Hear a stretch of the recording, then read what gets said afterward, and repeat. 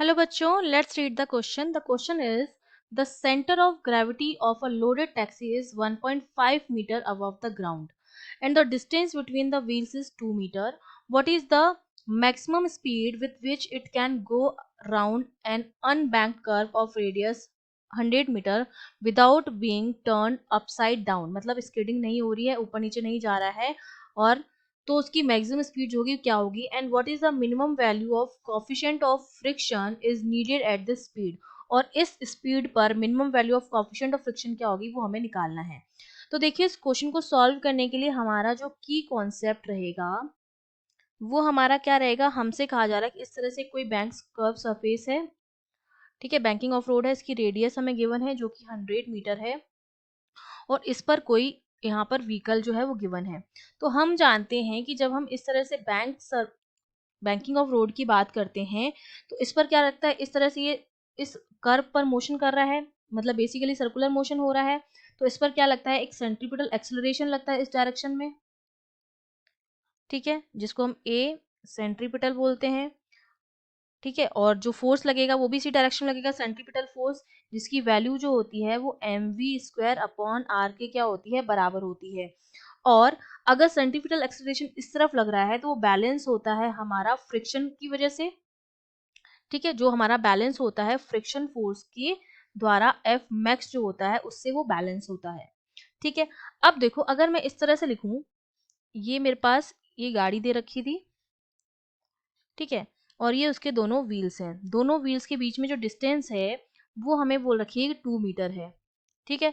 और इसका जो सेंटर ऑफ ग्रेविटी है वो यहाँ पर कहीं होगा मिड में. ये हमारा जी जो है वो सेंटर ऑफ ग्रेविटी है जो अर्थ सरफेस से ये यहाँ पर कांटेक्ट कर रहा होगा अर्थ के साथ, उससे 1.5 मीटर के डिस्टेंस पर है. तो ये वाली डिस्टेंस जो हो गई वो हमारी कितनी हो गई, 1.5 मीटर हो गई. तो अब देखो, इस डायरेक्शन में तो इस पर लग रहा है फ्रिक्शन फोर्स, और यहाँ पर सेंटर ऑफ ग्रेविटी से नीचे की तरफ आपके क्या लग रहा है, mg लग रहा है, जो बैलेंस हो रहा है नॉर्मल रिएक्शन से, ठीक है. n से क्या हो रहा है, बैलेंस हो रहा है. ये n जो है वो mg का क्या है, बराबर है.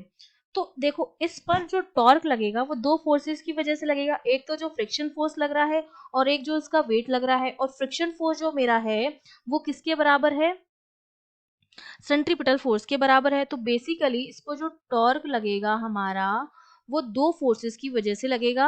एक तो आपका mv² अपॉन आर की वजह से लगेगा टॉर्क, और एक आपका किसकी वजह से लगेगा, mg की वजह से लगेगा. और टॉर्क जो मेरा होता है वो बेसिकली क्या होता है, फोर्स इनटू परपेंडिकुलर डिस्टेंस, ठीक है. अब परपेंडिकुलर डिस्टेंस की जब हम बात करेंगे तो देखो, ये हमारे पास व्हील है दोनों. तो सपोज ये यहाँ पर जो था मेरा सेंटर ऑफ ग्रेविटी था, तो एक व्हील पर जो टॉर्क लगेगा वो इस साइड में लगेगा 1 मीटर की डिस्टेंस पर, एक व्हील जो होगा मेरा यहाँ पर होगा, और दूसरे व्हील पर जो लगेगा वो यहाँ पर लगेगा 1 मीटर, क्योंकि दोनों व्हील 2 मीटर की डिस्टेंस पर 1 मीटर पर यहाँ पर लगेगा, ठीक है. और सेंटर पे हमारा क्या लग रहा है, mg लग रहा है. तो यहाँ पर तो आ जाएगा आपका n, और यहाँ पर आ जाएगा इस डायरेक्शन में आपका फ्रिक्शन फोर्स की वजह से टॉर्क, ठीक है. तो डिस्टेंस जो आ गई हमारे पास mv² अपॉन आर के लिए जो डिस्टेंस आ गई वो हमारे पास कितनी आ गई, 1.5 मीटर आ गई, क्योंकि ये वाला जो टॉर्क लग रहा है वो इस डिस्टेंस पर लगेगा 1.5 मीटर पर. और ये जो नॉर्मल रिएक्शन की वजह से जो टॉर्क लगेगा जो कि वेट की वजह से है वो कहाँ पर लगेगा, वो इस डायरेक्शन में लगेगा 1 मीटर डिस्टेंस पर. तो देखो हमारे पास जो टॉर्क आ जाएगा, और दोनों टॉर्क क्या आएंगे, बराबर आएंगे. तो देखो, पहला टॉर्क लग रहा है इस फोर्स की वजह से mv² अपॉन आर, और इसके लिए जो परपेंडिकुलर डिस्टेंस है वो कितनी है, 1.5 मीटर है, जो कि ग्राउंड से है. और दूसरा जो है वो लग रहा है नॉर्मल की वजह से, और जिसकी डिस्टेंस कितनी हो जाएगी, 1 मीटर, ठीक है. तो यहाँ, और जो मेरा किसके बराबर है, mg के क्या है, बराबर है. तो यहाँ से मेरे पास v की वैल्यू मैं इजीली कैलकुलेट कर सकती हूँ. तो v जो मेरा आ जाएगा यहाँ से वो आ जाएगा अंडर रूट, क्योंकि m से m आपका क्या हो जाएगा, कैंसिल आउट हो जाएगा. तो अंडर रूट gr अपॉन 1.5, यहाँ वैल्यू रख देंगे, under root 9.8 into R, radius हमें दे रखी है 100 अपॉन 1.5. इसको जब हम सॉल्व करेंगे तो ये वैल्यू आती है विच इज इक्वल्स टू 10, बाहर आ जाएगा, अंडर रूट 98 अपॉन 15 बचा हमारे पास मीटर पर सेकेंड. तो ये तो हमारे पास क्या आ गई है, स्पीड आ गई है, ठीक है. अब हमसे क्या कह रहा है कि हमें कोफिशिएंट ऑफ फ्रिक्शन की भी मिनिमम वैल्यू जो है वो कैलकुलेट करनी है. तो कोफिशिएंट ऑफ फ्रिक्शन जो होता है वो हमारा म्यू एन के बराबर होता है, जो मेरा क्या होना चाहिए, विच इज ग्रेटर देन और equals to M V square upon R, उससे बैलेंस हो रहा था। अगर विदाउट स्किडिंग की कंडीशन है, without being turn upside down है, तो म्यू एन की वैल्यू इसके बराबर या ज्यादा होनी चाहिए, और एन जो है वो एम जी के बराबर है, which is greater than equals to M और वी स्क्वायर अपॉन आर। तो इसकी जो वैल्यू हमने निकाल दी थी, ये वैल्यू आई थी 25.56 मीटर पर सेकेंड, ये तो मेरा वी की वैल्यू आ गई थी।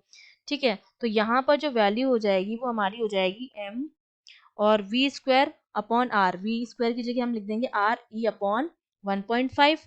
ठीक है, अगर यहाँ पर मैं M V square upon R भी रख दूँ तो देखो एम से एम तो आपको कैंसिल आउट हो जाएगा, तो यहाँ से म्यू की जो वैल्यू आएगी वो हमारे पास क्या आ जाएगी, म्यू सॉरी म्यू नहीं कैंसिल करना है, एम कैंसिल करना है यहाँ से। ठीक है, एम आपका कैंसिल आउट हो गया है, तो म्यू जो आ जाएगा यहाँ पर वी की जगह मैं क्या लिख सकती हूँ, under root G R upon 1.5 लिख सकती हूँ। तो म्यू जो हो जाएगा that is greater than equals to, ये वी की वैल्यू, वी स्क्वायर की वैल्यू कितनी हो जाएगी फिर, G R upon 1.5 into R, R से आर भी कैंसिल आउट हो गया, तो म्यू की जो वैल्यू आ गई हमारे पास वो हमारे पास कितनी आ गई, ग्रेटर देन इक्वल्स, और जी से जी भी यहाँ से कैंसिल हो रहा था।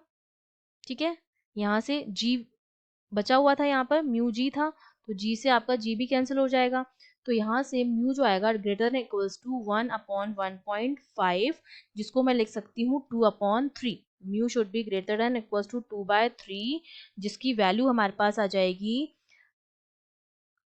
इसको मैं लिख सकती हूँ mu should be greater than equals to 2/3 is equals to 0.67। तो ये मेरे पास क्या आ गई है, मिनिमम फ्रिक्शन फोर्स की वैल्यू आ गई है 0.67, 2/3।